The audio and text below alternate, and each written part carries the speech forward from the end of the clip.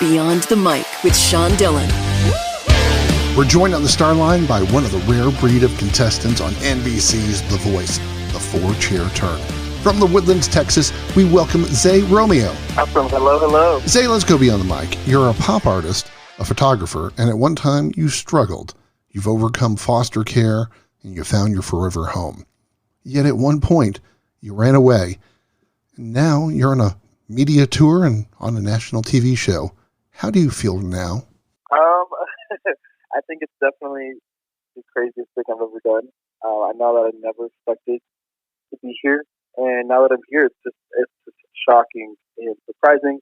Definitely the best part of my life. You've overcome every piece of adversity that has been sent your way. You know, I feel like my life has just all led up to this moment. Like, I've been through so much, and I've grown through that, and I've learned through that, and it's just, I feel like it's all led to where I am today, and led to me singing on that stage, and it's taught me a lot about, you know, how to sing on the stage and how to use the song and you know, how to just speak to people. Why was auditioning for The Voice the right opportunity for you? It actually fit real perfect in my life, in my schedule, because when COVID hit, I had lost my job, and then I started working at School of Music and Art. I wasn't really doing anything too big with my life, and so it kind of fit at the perfect moment where I did have time for it, and you know, I wasn't working like a full-time job or anything really. I was just teaching kids, and so which is also important, but I just wasn't doing anything too super busy, but I couldn't, you know, audition for the show.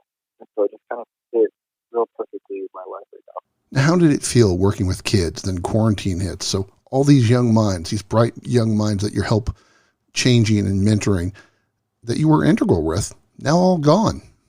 Yeah, so some of them left, and then actually a few of them, I think 2 or 3 stayed. And we ended up doing like virtual lessons, and so you know it's real hard to keep a kid focused in a room, and then when you become virtual, it's like 10 times harder to keep the kid focused. It's harder to hear them. So I hate virtual lessons. They were so hard to do. At least it was like another way I could work. I could keep working with the kids, and then when we finally were able to go in person, it was so much better. But yeah, it was hard for a few weeks when quarantine hit, and you know we couldn't be in person, and everything became virtual. First the four-chair turn, then picking Nick. How has your emotions handled the pressure so far? You know, I fully thought that I was going to freak out at the chair turn, but I didn't. I was just real humbled by the experience and really thankful.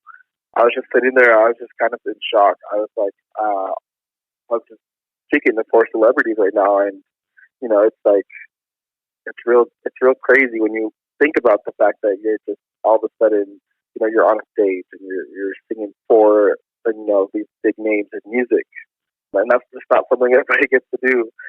And so I know that I was just really shocked when Nick turned around, and working with him is just so cool. He's like one of the coolest people. He's really quiet, but other than that, he's just a really cool person all around, and he's really nice as well. If you could have one wish for the world, what would it be? I would say I would just love if there was no more hate in the world, if the world was just a happier place, because you know this world can be pretty dark at times, and I'd love for everybody to enjoy their lives and to enjoy what they're going through, and for people to just have fun and to get to for everybody to get to follow their dreams, because I don't want to be the only person, you know, that's following my dreams. And I'd love for, you know, I know people that don't follow their dreams and that are just working 9-to-5 jobs and aren't doing what they enjoy, and I'd love for everybody to be able to do what they enjoy. How about your favorite Sunday dinner? My favorite dinner? Oh gosh, that's a hard question. I don't know if I'm the only. I don't know if I'm like normal or not for saying this, but I would say breakfast for dinner, because that is so good, and it's weird it's a weird like tradition in my family to do that. I guess I don't know if it's weird for other people, but we do that all the time. That's how it is in our family too. Yeah. What is your favorite art project to teach the kids? Well, so typically all my art projects would be music themed because I'm a music teacher. But we did one where we had to create rhythm with note cards. So they would draw whatever they wanted on the note cards, and then they would add like a gesture or like a clap or something. And that I would do that literally every week because kids just love being able to draw and be able to create. And so that's my favorite art project. What song do you love singing at church? At church, there's millions, but oh gosh, I don't even know I can name a top 10. I think my number one. There's a song called "Here Again" by Elevation Worship. I'll have to go with that. I feel like I'm saying that song the most. Is there something that people don't know about you? Well, they know everything now. I feel like people don't know that I have a dog and that she's my best friend in the whole world, and I've had her since middle school.